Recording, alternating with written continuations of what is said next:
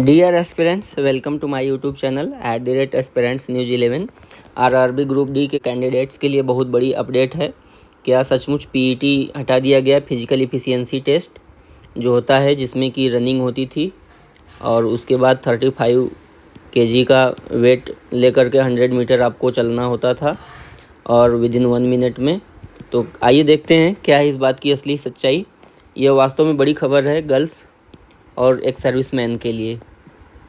Government of India, Bharat सरकार, ministry of railways, rail मंत्रालय, railway board, यह क्या है कि नई दिल्ली डेटेड 11 जुलाई 2024 को यह नोटिस जारी हुई है। इसमें क्या है, manager all zonal railways production unit, सभी जोनल रेलवे के एंड जनरल मैनेजर को यह लिखा गया है। और इसका सब्जेक्ट आप लोग देख सकते हैं कि इसका सब्जेक्ट स्पष्ट रूप से यह लिखा है कि recruitment of level 1 in 7th pay commission matrix on Indian railways. Level 1 का मतलब ही होता है ग्रुप डी, इसमें ग्रुप डी की ही भर्ती होती है लेवल 1 में। Application of criteria for physical efficiency test for ex serviceman and pregnant female candidates regarding.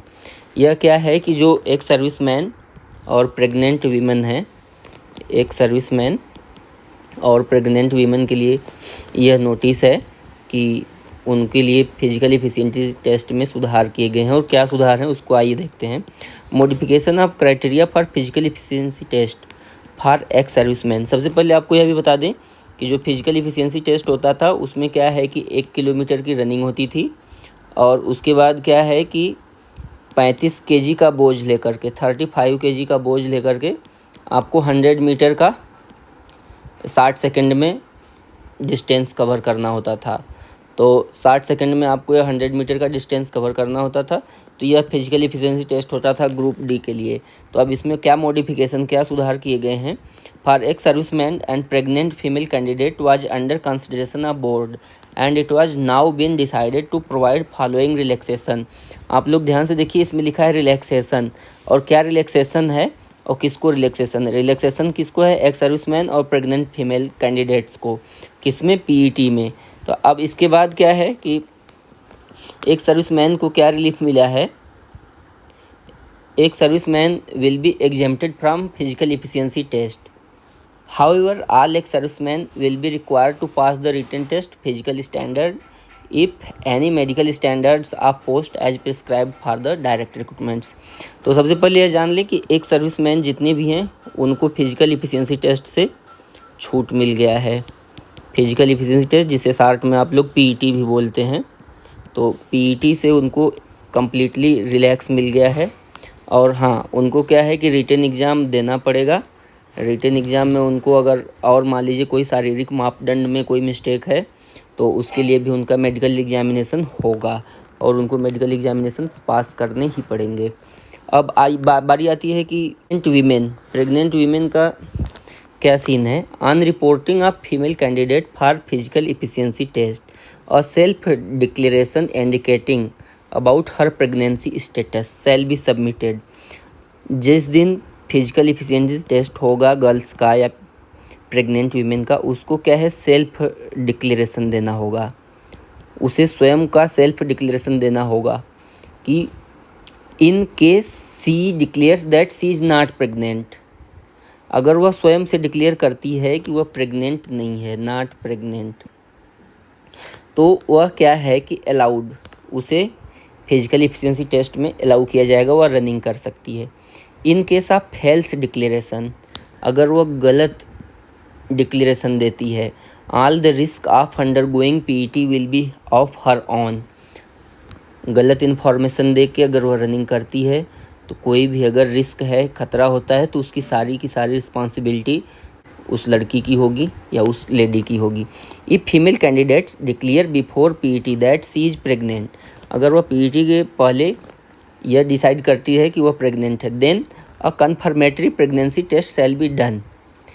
एक संपुष्टि कन्फर्म करने के लिए कि वो प्रेग्नेंट है कि नहीं, प्रेगनेंसी टेस्ट किया जाना चाहिए। And in the case she is found to be pregnant, और अगर वह प्रेग्नेंट पाई जाती है उस समय, तो irrespective of duration of pregnancy, चाहे कितना भी ड्यूरेशन हुआ हो प्रेगनेंसी का, उसे क्या है कि डिक्लेयर टेम्परेरली अनफिट, उसे टेम्परेरली अनफिट किया जाएगा। And then her appointment shall be held in abeyance until the confinement is over. जब तक उसकी प्रेगनेंसी रहती है तब तक उसे टेम्परेरली अनफिट किया जाएगा। कम्प्लीटली अनफिट नहीं है, टेम्परेरली अनफिट है, मतलब उसे बाद में मौका दिया जाएगा। The vacancy against which women candidate has selected would be kept reserve for her. Vacancy के अगेंस्ट वह लेडी कैंडिडेट सेलेक्ट होती है उसे रिजर्व रखा जाएगा उसके लिए। She would be re examined for PET 6 weeks. We re examined, वह पुनः परीक्षण किया जाएगा PET के लिए 6 हफ्ते बाद द डेट ऑफ कन्फाइनमेंट। अगर जो उसकी प्रेगनेंसी धारण की अवधि है उसके 6 हफ्ते बाद पुनः उसको प्रेगनेंसी के लिए किया जाएगा। Subject to production of medical certificate of fitness, उसे मेडिकल सर्टिफिकेट देना होगा फिटनेस का। From a registered medical practitioner if she is found fit in PET and medical examinations, she may be appointed to the post kept reserve for her and allowed the benefit of seniority in accordance with the rule. मतलब कि उसका seniority भी loss नहीं होगा, मतलब promotion में उसको फ़ायदा मिलेगा और उसका पोस्ट भी रिजर्व रहेगा as per rule. Instructions of the railway board as amended from time to time, जो समय समय पर परिवर्तित होता रहता है। In case of female candidate after confirmatory pregnancy test is not found pregnant allowed to participate in PET। अगर वह टेस्ट में नहीं आता है प्रेग्नेंट तो उसको क्या है कि PET के लिए अलाउ किया जाएगा, वो PET दे सकती है। The above relaxation shall be applicable in all future notifications for the direct recruitment of level 1 post. यह है कि director of establishment railway board द्वारा जारी किया गया लेटर है।